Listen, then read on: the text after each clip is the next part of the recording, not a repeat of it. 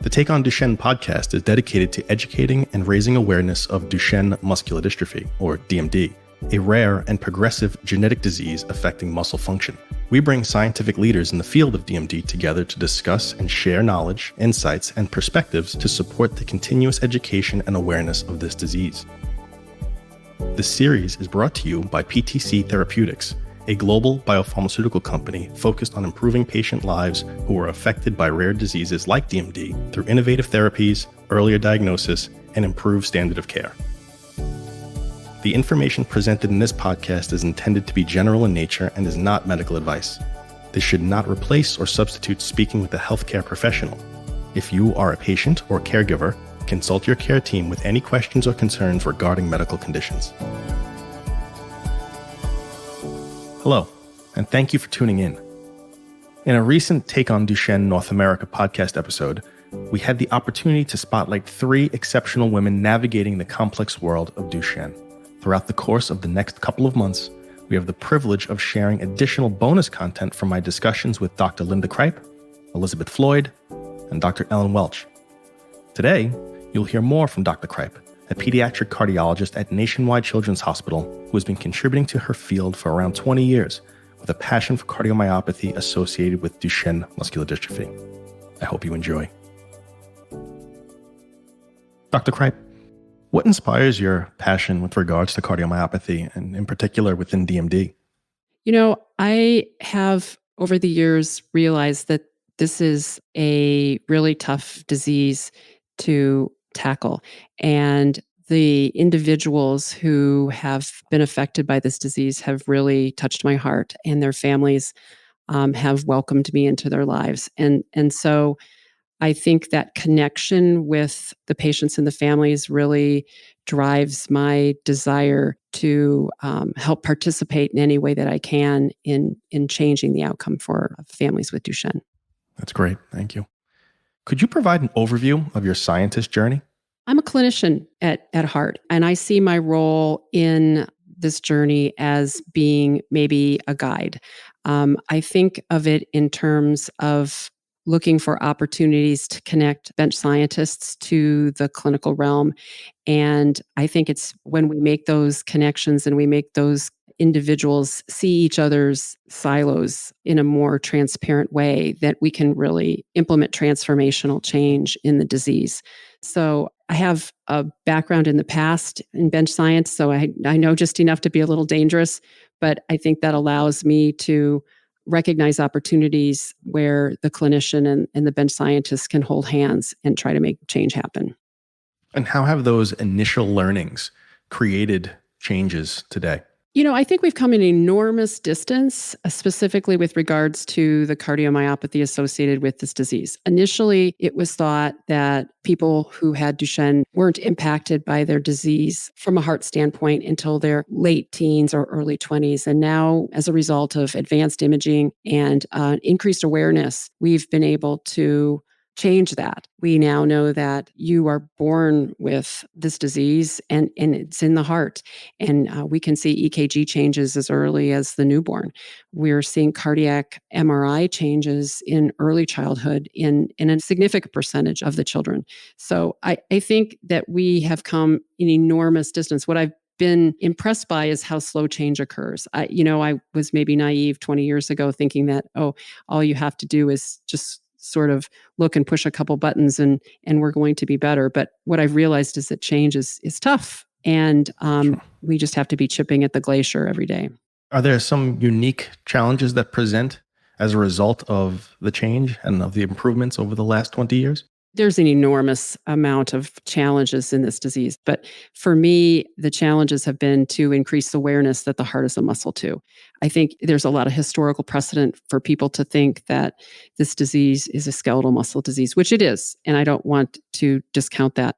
But it's also a cardiomyopathy. And ultimately, the cardiomyopathy is going to impact the morbidity and mortality in this disease significantly.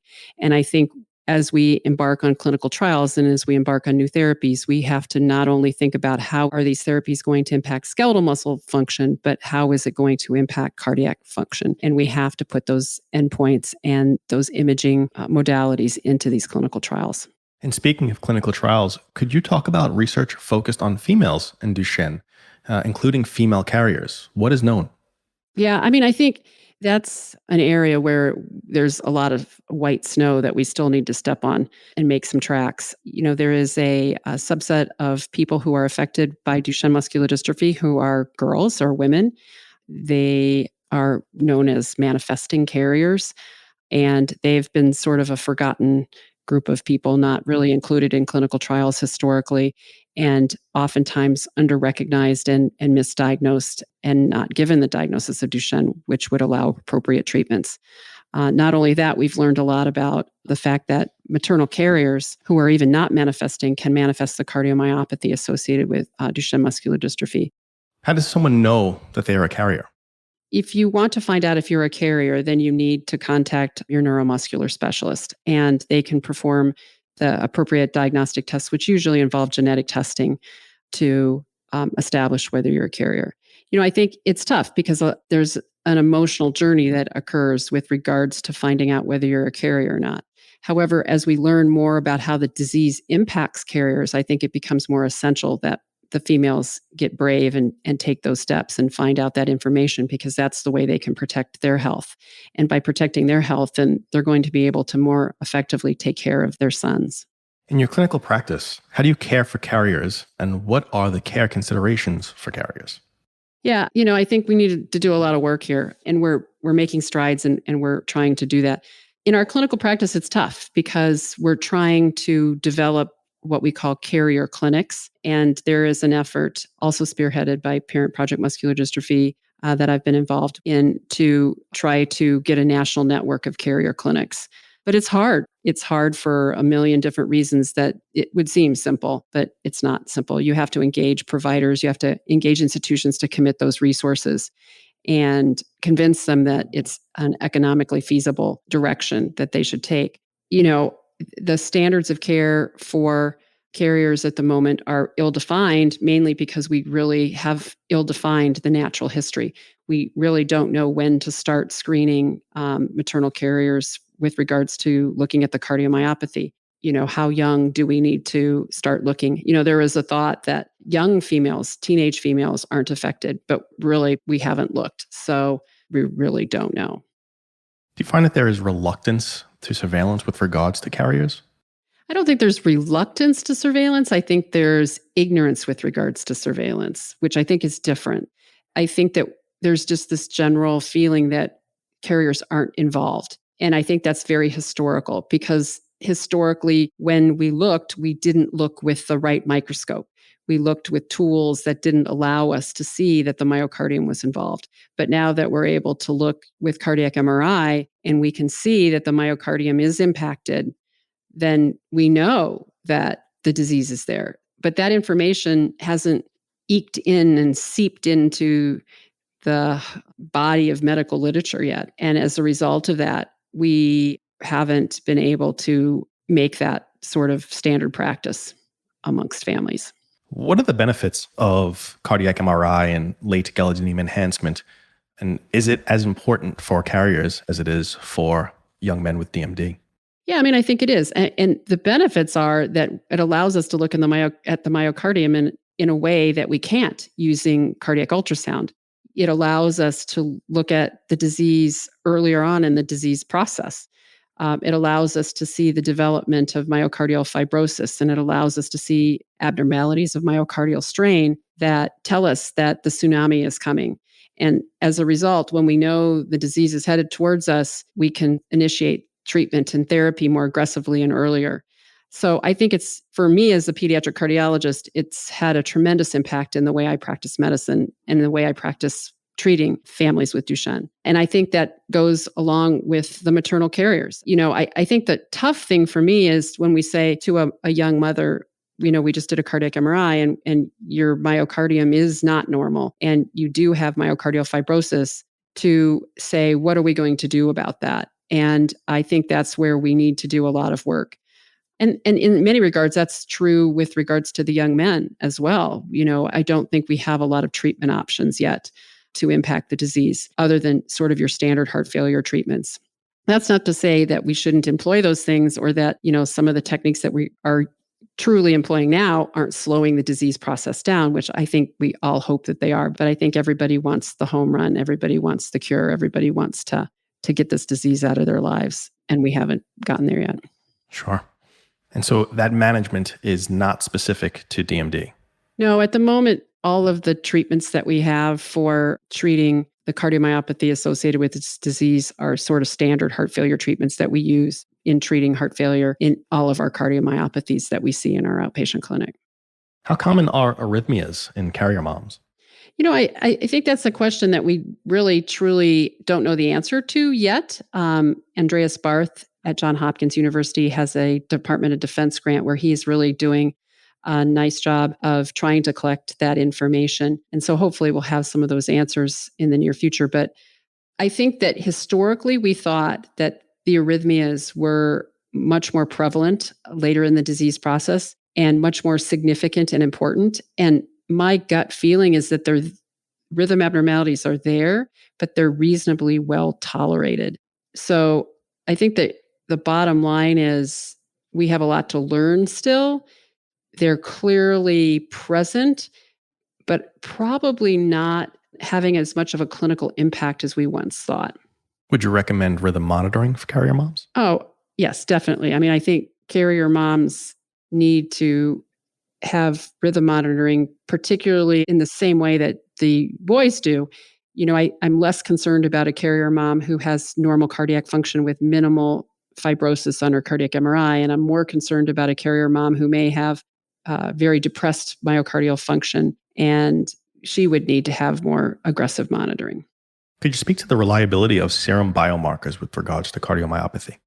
Yeah, I think that is also an area where I wish we had better serum biomarkers. We really just at the moment use traditional heart failure markers.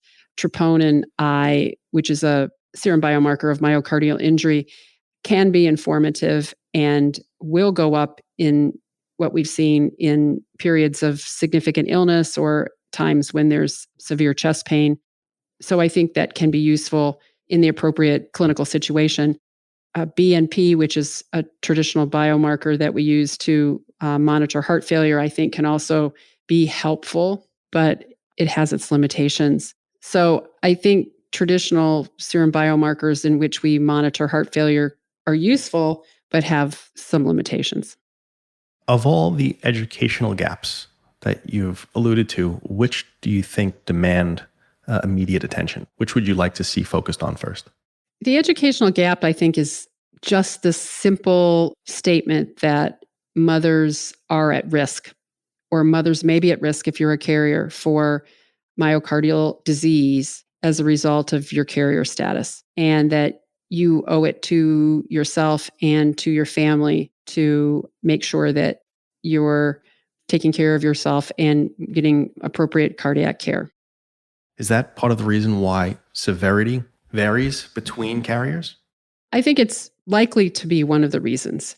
I think there may be other reasons with regards to other modifying genes and other elements that are under investigation as to why some female carriers manifest the disease more than others. And I think that's an area that needs to be explored. How can we better understand these modifying genes that contribute to cardiomyopathy, DMD? Yeah, I think it's actually a really important area of investigation. And there are bench scientists who are doing that right now. And I think that they need the support of the community with regards to funding and encouragement and opportunities to advance their research. It's tough these days to get funding for research. And so I think continuing to support organizations and to support efforts to make that happen, I think is critical. We sit in a clinic room and we say that your son has Duchenne, and they say, well, how did this happen? And we look at them and we say, well, it's possible. It's likely that you passed this gene on to them, even though some of the mutations are novel. And then we just walk out of the room and we leave them sitting there with that thought. How horrific that is, right? I think we need to immediately make sure that those women are well cared for and that they're dealing with the grief associated with that. How common is myocardial fibrosis in maternal carriers? We recently conducted a study at Nationwide Children's Hospital where we looked at carrier moms. The study was funded by a large grant from Parent Project Muscular Dystrophy, and we are thankful to them for providing us with that funding. It was a study done by Mei Ling Ma and Dr. Khan Hoare, and we found that about 50% of the moms had myocardial fibrosis on our imaging, which is impressive. And it was actually somewhat of a surprise that the myocardial involvement is as pervasive as it is in carrier mothers. When do you initiate cardiac therapy with regards to DMD boys, and how is that different from carrier moms? When do we initiate therapy in DMD boys is an interesting and tough question. I think we're working through that. I think we want to start them on medications before they reach the age of 10. Obviously, if we see abnormalities on imaging earlier than that, we'll start them sooner. There's some controversy as to how soon the medication should be started, but early. Now, when to start medications in carrier moms, I think is a tougher question. And I don't want to even put an answer out there because I don't want to think that we know the answer to that. I would work with your cardiologist to get together a treatment plan if you have a cardiac MRI that is found to have myocardial fibrosis, because I think it will depend on a lot of different things. Thank you. Based on your interactions with patients and caregivers, what kind of support do carrier moms need most? I really like the direction of carrier mom emotional support and carrier moms engaging. But to me, the big problem is that carrier moms aren't taking care of themselves. What I see in our clinics is you look at a mom, you say, "Are you a carrier?" They say, "Yes." I say, "Have you had heart checked?" "Oh, I'm just too busy." And there's no support for these women. I mean, you can only imagine that you're looking at your son in a wheelchair and you gave them that disease. And I think these women carry these gargantuous burdens. And so it's really a psychological bust for these young women that I think we sort of really need to address. So it's really tough times for these women. We need to do a better job of supporting them from a mental health standpoint. And how do you envision we do that? So if there was a path forward with regards to mental health and support upon diagnosis, what would that perfect pathway look like to you? I would love to see a psychologist assigned to the family at the time of diagnosis to hold their hands and to walk them through the initial emotional aspects of the journey. I would love to see carrier moms receive guidance in how to deal with all of the complex emotions that they're experiencing. I think when we're in the clinic, just handing them a Kleenex box and saying, "I'm sorry," just doesn't cut it. Are you aware of any trials or any ongoing research focused solely on carriers? Well, I think that there are a number of investigators who are interested in carriers. I know that, Mei Ling Ma remains very interested in investigating maternal carriers. There's a group at Penn now who is interested in starting a unique carrier clinic. There's an adult cardiologist at UT Southwestern who is, I think, outstanding with regards to evaluating the cardiomyopathy of carrier moms. And I don't want to leave anybody out because there's a multitude of other great people in the field. Beth McNally in Chicago is somebody who I should have mentioned almost first. So there's a lot of really good adult cardiologists who are interested in carrier moms. But, that's a very small number of people to treat a very large population. And so we need to increase just the number of cardiologists, or maybe even just the awareness. When screening adolescent carriers, at what age do you begin to see the signatures of cardiomyopathy? I think that's the question I'd like to solve, is that we don't screen adolescent carriers because a lot of the adolescents don't know that they're carriers because they can't be tested until they're age 18. So we don't really have that information available to us at this time. And nobody has really undertaken a detailed study to look at that question. Could you speak to the importance of clinical trials, especially when considering carrier moms who perhaps have lost a child? Clinical trials are really important. And I would encourage families to allow us to continue in their lives after they've lost a child. I think the information that will be obtained about grandmothers' journeys or mothers' journeys as they go through the years, I think will be critical with regards to helping us understand this disease. I would love to know what the natural history is of the older carrier mom in their 70s and 80s, do they have early myocardial infarctions? Do they die from cardiomyopathy? Is this a significant problem? What other health issues do they have? So I think the only way we're going to get this information is if families and moms allow us to do that. And in order to do that, they're going to have to stay with a very tough emotional burden. After losing the child, to stay in the arena and in the space, I think is very challenging. But I think it's critical if we want to change the disease for the next generation. How heavily does emotional stress contribute to cardiomyopathy? I really like that question. I think, there's a fair amount of work that's been done in the adult population, which I'm not completely familiar with, but I know that it has a pretty significant impact on your long-term cardiovascular health and well-being. And so I can only guess that it probably has a significant impact on the cardiovascular care of families with Duchenne, particularly carrier moms, as well as the boys. We live in a crazy world at the moment, and we just are emerging from a pandemic, and the stress and anxiety levels are out of control.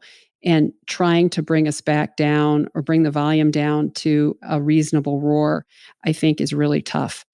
And it seems to me that all of us need just more than the app on our phone that says we should meditate every 10 seconds or something. So I don't know how we're going to navigate this journey, but we need to navigate it together, because I think it's more important than we even begin to appreciate. Absolutely. Thank you. Oh, no, thank you guys. The opportunity to do this is really a gift. And the reason why I say that is because I think we got to get this information out there. This has been wonderful, and we can't thank you enough for all of your efforts within this community. And to the listener, thank you for tuning in. If you enjoyed listening to today's episode, I encourage you to listen to our recent Take on Duchenne North America podcast episode spotlighting women in Duchenne, where we first heard from Dr. Cripe and 2 other extraordinary women with ties to Duchenne. Make sure you join us for the next episode. You can subscribe to the podcast series at ptcbio.com or your favorite podcast channel.